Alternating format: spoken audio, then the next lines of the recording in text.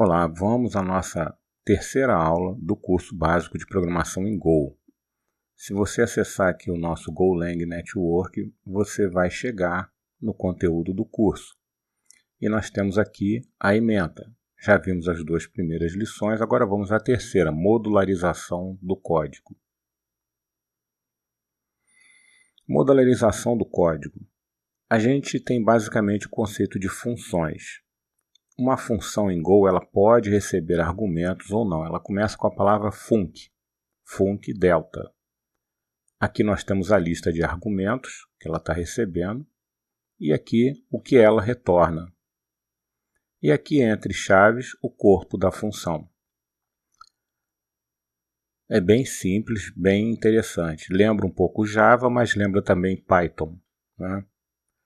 Ela pode ou não retornar um valor. Funções que não retornam valor são chamadas de side effect functions, que provavelmente alteram o estado do programa. Essa recebe 3 argumentos, A, B e C, e retorna um valor float. E aqui está o cálculo que ela executa. Ela se chama delta, né? Então a gente invoca assim, ó, cria uma variável, tive que usar os 2 pontos ali, porque eu não estou usando o var, né? Ele vai inferir o tipo delta, e aqui estão os 3 parâmetros que eu estou passando para serem associados aos argumentos. Nós temos um programa function.go que demonstra o uso dessas funções. Está aqui, ó. Esse programa é interessante, ele tem essa função delta e ele lê, tem essa função que eu criei também, read from args. Tá? Vamos executar esse programa. Deixa eu mostrar primeiro para vocês aqui uma coisa que está melhor de ver, né? A função delta nós já vimos, a função read from args. E aqui a função principal, a main, que é a que será invocada, é o entry point do programa. Aqui eu estou pegando um vetor da biblioteca OS args, tá? E estou passando ele para a função read from args. Essa função recebe um vetor, recebe o índice do argumento que a gente vai retornar. Está aqui, ó, o vetor, um vetor de strings, né? Assim que a gente declara vetor, e aqui é qual é o argumento que eu quero, qual é a posição do vetor que eu quero. E uso o parsefloat para converter cada string num float 64. Está aqui. Reparem que o parsefloat pode retornar erro. Então eu recebo 2 argumentos. Uma função em Go pode retornar mais de um argumento. Eu estou testando se o erro é diferente de nil, ou seja, é diferente de nulo. Nesse caso, eu gero um erro.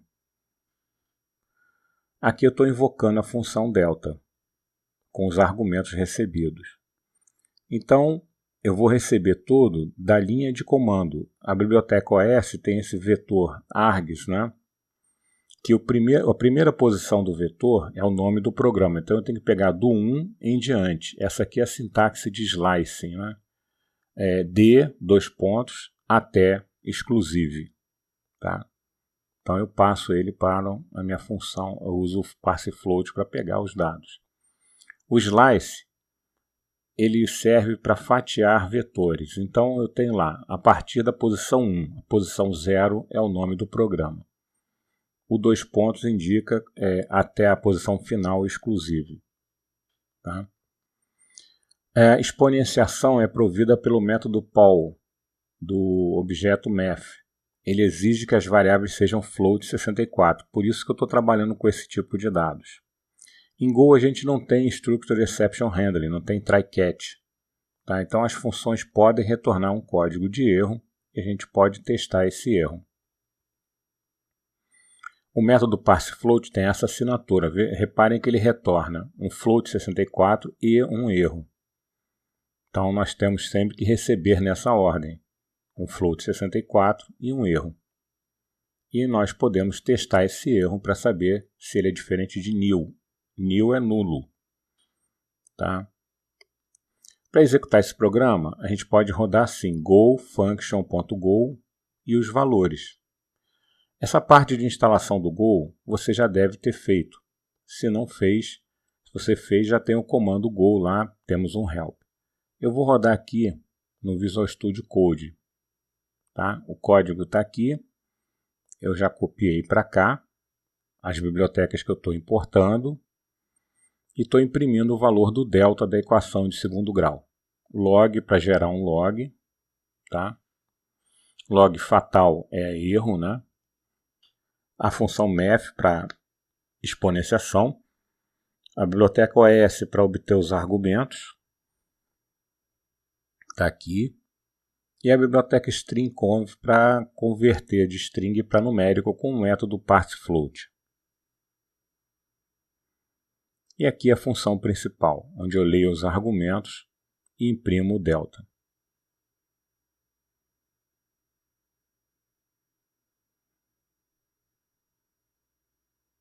Vamos executar esse programa, está aqui, 144. Né? Isso aí é uma equação do segundo grau, então esses caras são os coeficientes que eu passei. Agora eu vou passar outros coeficientes aqui, menos 24, delta negativo. Né? O que significa isso numa equação de segundo grau? Não tem raízes no mundo real, olha aqui. Ó. Delta negativo não tem raízes no mundo real. Ela não corta o eixo do x. Vamos fazer mais um teste aqui. Delta zero.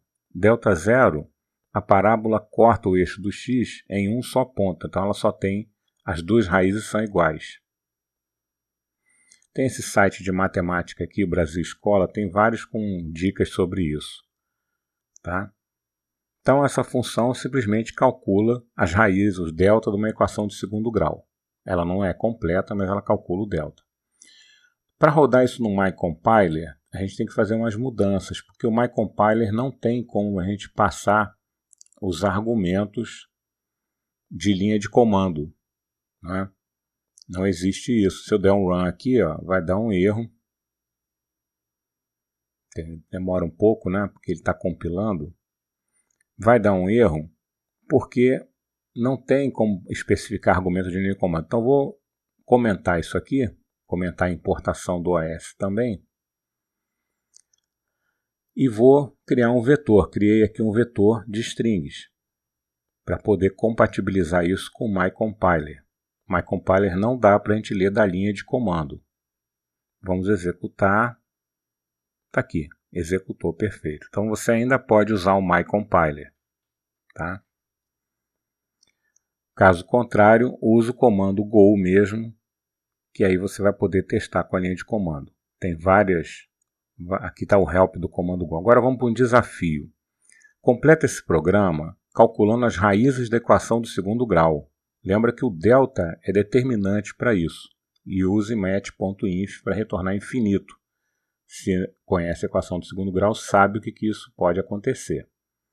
Faça esse desafio aí. A resposta está no repositório. Como sempre, está aqui. Boa sorte!